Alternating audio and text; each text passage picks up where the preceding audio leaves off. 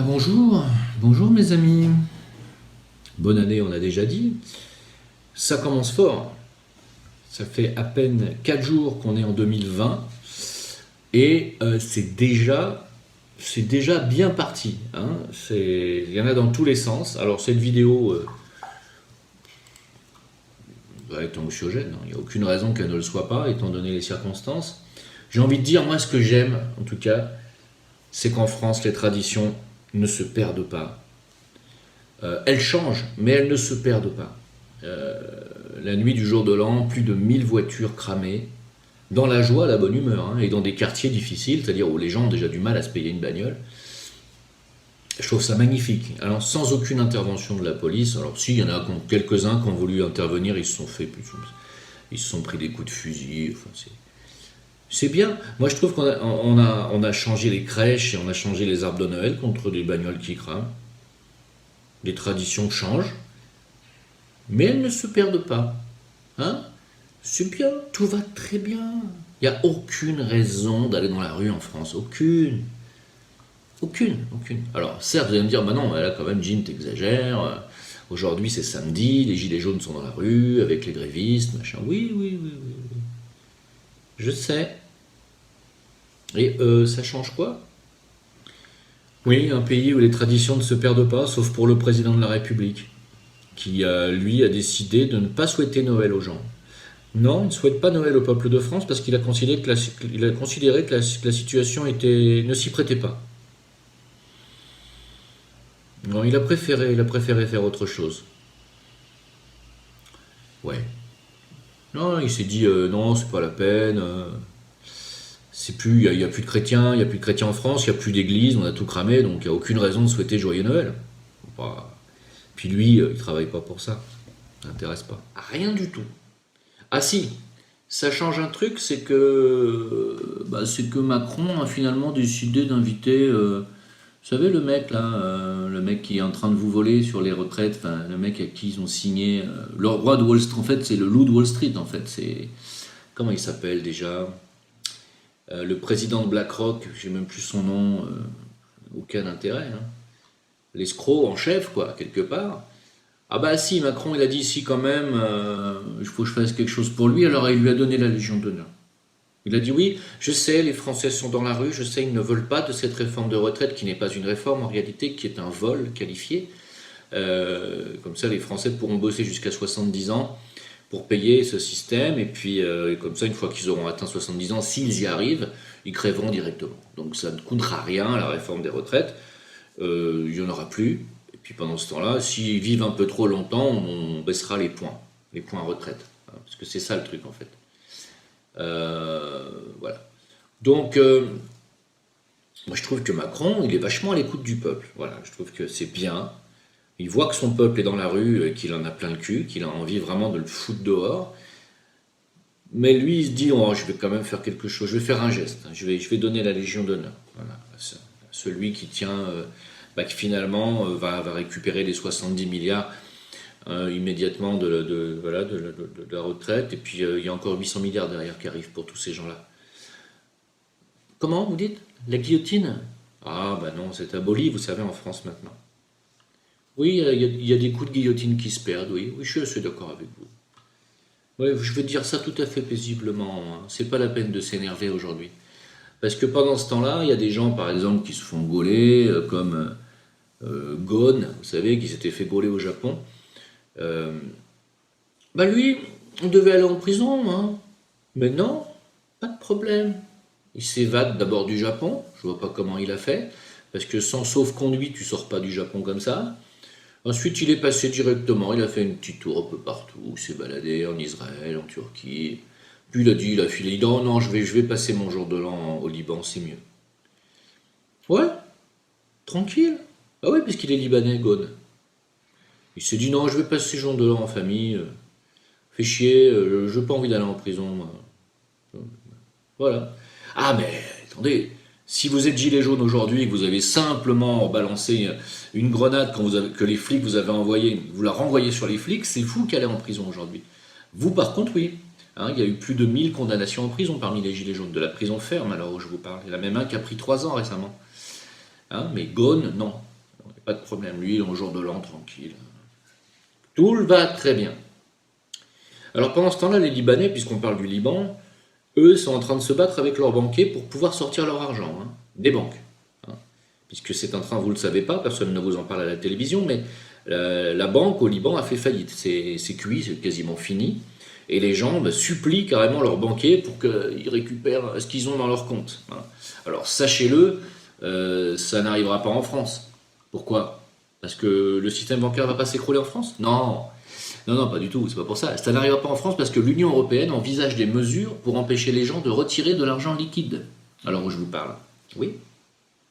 Je rappelle quand même qu'aucune banque ne rendra leur argent aux déposants en cas de grave crise financière, a dit Gaël Giraud. Si on a une nouvelle crise de même ampleur que celle de 2008, c'est-à-dire qu'elle va être 10 fois pire, une majorité des grands groupes bancaires européens fait faillite. Donc la tendance est claire, les gouvernements à travers le monde savent que le système bancaire est en faillite. Le problème est que la plupart des gouvernements le sont aussi. 100% d'endettement du PIB en France, je le rappelle. La seule solution pour eux est d'imprimer de la monnaie, papier cul, mais voilà, ça ne réglera absolument rien, ça ne fait que retarder l'échéance qui sera d'autant plus lourde. Hein. La conséquence sera d'autant plus lourde. Donc ceux qui détiennent des actifs ou du cash à la banque, je le répète, ne doivent pas se fier aux garanties gouvernementales de 100 000 $ ou 100 000 euros. Il y aura walou. Premièrement, les gouvernements n'ont pas d'argent, et deuxièmement, ils ne tiendront pas parole. Voilà. Est-ce que c'est clair? Bon. Écoutez, moi, je sais que vous êtes quelques-uns à me dire ou à répondre, Jim le Veilleur dit n'importe quoi, il n'y aura jamais de faillite bancaire, il n'y aura pas de crack financier, pas avant 30 ans. Ces gens-là sont des experts, c'est une évidence. Euh, Moi, j'en rigole. Parce que je n'attends plus que ça aujourd'hui. Voilà. Vous voyez, je me rase plus, je suis un peu au vert, je travaille, voilà, comme tout le monde. Et puis, moi, je suis sorti du système bancaire européen et occidental. Voilà. Donc, ça va arriver. Voilà. Quand, vous êtes nombreux à me dire, mais quand je ne suis pas voyant, je ne suis pas prophète, quoi qu'il en soit, de toute façon, les prophéties ne sont jamais justes quand elles sont datées, donc c'est pas la peine de me demander quand, ça y est, on y est, on est là. Mais ça fait déjà quelques mois, on est à, donc plus ça va aller, plus ils font de la fausse monnaie. Vous avez compris qu'ils font de la fausse monnaie pour renflouer les banques. Après, ils obligent les banques à prêter à des taux négatifs. C'est-à-dire que les banques perdent de l'argent, préfèrent perdre de l'argent dans les crédits qu'elles font, qu'elles vous octroient, plutôt que de fermer. Parce que la Banque centrale leur donne des billets, des faux billets, en disant vas-y, continue, c'est pas grave, on t'en donne. Par contre, fais des taux négatifs. Donc ça ne va pas durer éternellement. Parce qu'avec des taux négatifs, la banque perd tous les jours, tous les jours, tous les jours. Donc elle s'enfonce. Vous comprenez bien que la Deutsche Bank, qui était déjà, son actif boursier ne valait plus que 5 $, hein, alors qu'il était à plus de 100 et quelques il y a encore quelques mois en arrière. Vous voyez bien qu'ils ont licencié tout le monde. La Deutsche Bank, quand elle va s'écrouler, va faire un effet de domino, je me répète. Hein, voilà. Donc ne croyez pas que ça va être comme au Liban, où ils sont encore en train de pourparler avec leurs banquiers, parce que c'est pas encore tout à fait cuit-cuit. En France, quand ça va tomber, ça va tomber. Ne croyez surtout pas que ça n'arrivera pas. C'est mort. Voilà. Qu'est-ce que je pourrais vous raconter? Parce qu'il y en a des choses à dire. La France est dans la rue. Ouais, oui. Je trouve que c'est pas beaucoup par rapport à tout ce qu'on est en train de vous piquer. Alors je vais pas me répéter sur vous savez, la loi qu'ils veulent faire passer pour vous supprimer le droit à la propriété du sol. C'est-à-dire qu'on va vous donner le droit à la propriété de votre bâtisse, mais pas de votre terrain. C'est ce qu'ils veulent faire passer comme réforme. C'est extrêmement grave, ça fait des mois que je le dis. Vous savez que ces réformes vont passer si personne ne dit rien. Elles vont passer à minuit à l'heure où tous les parlementaires sont pas là, sont partis. Et comme ils ont fait pour Noël, voilà, c'est dans l'air et ça va se produire. Si personne ne dit rien. C'est extrêmement grave. Ça veut dire que mes parents, qui n'arrivent déjà pas à payer leur taxe foncière depuis 3 ans, vont se retrouver propriétaires d'une maison, mais ils vont devoir payer un loyer locatif sur leur terrain qui leur appartient, qu'ils ont payé. Bon, je tiens à vous dire que moi, ça n'arrivera pas. C'est-à-dire que la maison familiale, je la revendrai tout de suite. C'est ce qu'ils veulent de toute façon. Ils veulent qu'on quitte le territoire français. Ils veulent que les autochtones, c'est-à-dire les Français de souche, qu'ils soient de souche ou pas, enfin je veux dire, quelle que soit votre origine, ou si vous êtes français et que vous êtes propriétaire, ils veulent que vous ne le soyez plus. Ils veulent que la terre française n'appartienne plus à son peuple. C'est un déracinement voulu parce qu'ils savent très bien qu'un peuple est foncièrement lié à sa terre au niveau vibratoire. Et ils veulent vous déraciner. Pourquoi? Pour faire comme ils font avec les pays du Maghreb, par exemple, et faire des gens déracinés. Et regardez à quel point ils ont du mal à se reconstruire quand on les déracine. Regardez comme l'Algérie a du mal à se reconstruire. Regardez la Tunisie comme elle a du mal à se reconstruire. La Libye, j'en parle même pas. On veut déraciner les gens de leur terroir et territoire, pour en faire des nomades. Écoutez Jacques Attali, ils veulent faire en fait des goyim, je suis obligé de le dire, les futurs Hébreux, c'est-à-dire les futurs errants de cette planète. Ils veulent que l'on soit condamné à ce que eux ont subi comme condamnation pendant des millénaires, à savoir l'interdiction d'avoir une terre, une patrie, une nation. Voilà, c'est une vengeance. Alors, en attendant, en Italie, pendant ce temps-là, ils viennent de passer le revenu citoyenneté à 780 euros, qui est un petit peu vous savez, le salaire universel dont on a parlé récemment, contre lequel je suis, mais là, ils ont passé donc ce revenu citoyenneté de 780 euros par personne, et ils ont abaissé l'âge de la retraite à 62 ans. On peut les applaudir, parce que quelqu'un qui prend sa retraite à 67 ans, il lui reste 10 ans à vivre, c'est beau. Donc je pense qu'avoir bossé toute sa vie pour avoir une retraite de merde à point qui vaudra 40% de moins qu'aujourd'hui pour vivre 10 ans, les 10 dernières années de sa vie et les passer les 5 dernières dans un hospice de vieux, parce que c'est à peu près ce qui va se passer pour la majorité des gens, ça vaut vraiment le coup de travailler jusqu'à 67 ans pour un système aussi dégueulasse? Est-ce que ça vaut pas mieux le coup d'aller plutôt dans les rues et d'essayer de tout faire péter? Ah oui, oui, carrément, c'est un appel, oui, c'est un appel, pas à la violence, mais c'est un appel à la révolte que je fais, c'est clair. Ou alors, au départ, à la fuite. Moi, je ne pourrais pas vivre dans un pays qui est sur... C'est carrément... Aujourd'hui, l'Europe et surtout la France est devenue... Elle me fait penser au bouchon, vous savez, qu'il y a dans le TED qui est le volcan de Tenerife. On peut visiter le volcan parce qu'on peut rentrer à l'intérieur du bouchon, à l'intérieur du cratère, qui est bouché. Donc on peut se balader dans le cratère qui est bouché. Eh ben, la France me fait penser à ça me fait penser à vraiment un cratère qui serait bouché, mais qui va exploser, quoi. Donc je ne pourrais pas rester dans un pays pareil. Je ne sais pas comment vous faites. Pendant ce temps-là, il y a encore des attentats, encore des... Alors on nous dit des radicaux qui poignardent des gens. Ah bon? Des radicaux, donc. Un islamiste, nous dit-on, qui a poignardé les passants. Ah. Et puis on se renseigne un peu, et puis le gars, il est âgé de 22 ans. Il s'appelle Nathan. Pardon? Oui, un musulman islamiste, donc radicalisé, nous dit-on, hein, qui s'appellerait Nathan. Mais un jour, on va nous apprendre quoi aussi? On va nous apprendre que le grand rabbin... Non, pardon. On va nous apprendre que le grand imam de France s'appelle Shlomo. Vous nous prenez pour des cons. Parce que le résultat de l'enquête, les premiers résultats de l'enquête disent qu'il est connu, le gars est connu pour des faits de droit commun, à savoir des faits de violence contre les forces de l'ordre, bon, très bien, selon une source proche du dossier. Mais si ça se trouve, le mec, c'était tout simplement un gilet jaune, qu'on avait marre de se prendre peut-être des bombes lacrymo, allez savoir. Mais par contre, il était inconnu des services spécialisés de renseignement, il n'était pas fiché pour radicalisation. Mais il paraît que le mec, il avait des troubles, et donc on s'est dit, ouais, mais comme il a des troubles, automatiquement, c'est sûrement un islamiste. Comment il s'appelle? Nathan. Vous nous prenez pour des cons? Un islamiste ne peut pas s'appeler Nathan en aucune façon. Voilà.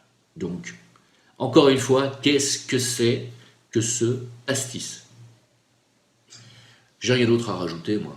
J'ai rien d'autre à rajouter, voilà. Rien. Alors, sur le plan international, évidemment, la situation est extrêmement grave. Je tiens à le dire. L'assassinat de Soleimani est quelque chose de crucial dans l'escalade qui pourrait avoir lieu entre évidemment le Proche-Orient et les pays occidentaux, notamment les États-Unis et Israël. Cet assassinat de Qassem Soleimani tué par un drone américain à l'ordre de Trump, très étonnant, je suis très étonné. Euh,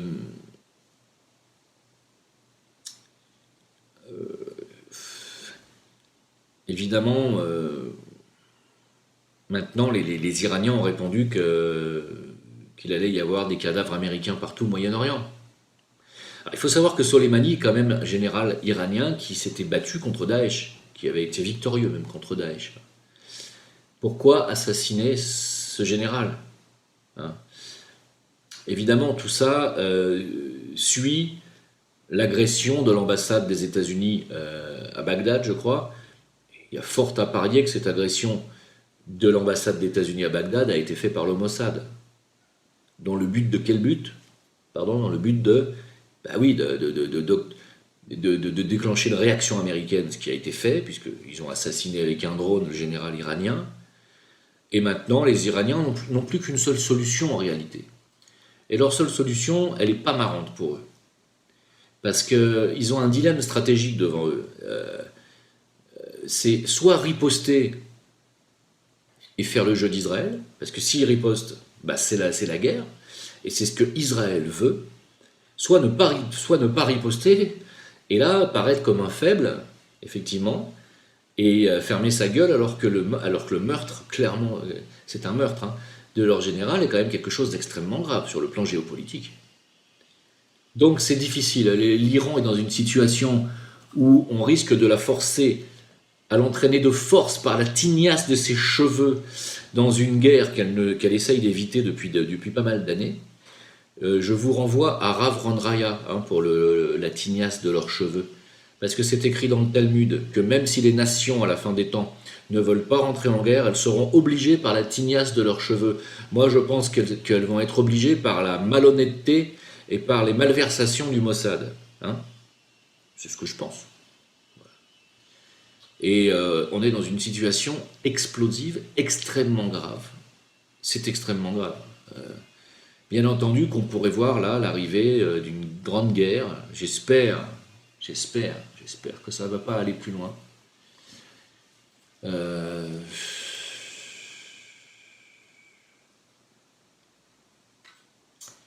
Inch'Allah, comme on dit. Dans ce qui m'a frappé cette semaine, enfin ces 4 derniers jours, les vœux du pape. On voit un pape quasiment mettre une tarte, enfin il tape sur la main d'une dame qui veut pas le lâcher. Un pape de compassion, c'est une évidence, mais c'est surtout un pape qui refuse qu'on lui baise la main, qui ne supporte pas qu'on lui baise la main, qui retire la main comme ça. Un mec qui a certainement peur des microbes, ou qui a peur, ou qui n'aime pas qu'on le touche. On est très très loin de la compassion du Christ qui lavait les pieds de ses fidèles et des gens qui souffraient ou qui... Bref, on est loin. Voilà pourquoi je vous dis que l'Église a échoué, parce qu'elle est représentée depuis des siècles par des gens qui ne sont absolument pas christiques dans leur comportement, mais pas du tout. Et rien ne vaut l'exemplarité. Donc pour ceux qui me disent, mais c'est quoi pour toi la vraie chrétienté? La vraie chrétienté, c'est faire preuve de générosité et de compassion, point. C'est ça, rien d'autre. Voilà. Ça s'arrête là. Le Christ était pure compassion et pure générosité, pur don de soi. Donc, quand on a un pape qui supporte pas qu'on le touche, qui veut pas qu'on lui tienne la main et qui veut pas qu'on lui envoie, enfin c'est incroyable. Qu'est-ce que c'est que ce mec? Oui, je dis ce mec parce que pour moi, il ne représente en rien la chrétienté mondiale, en rien. Et je le dis en tant que chrétien christique. En rien, ce mec ne me représente. Rien. Que ce soit clair et net. Dans les actualités aussi gravissimes, les incendies en Australie, alors c'est pas d'aujourd'hui, les incendies en Australie, ça fait au moins 1 mois que ça a commencé.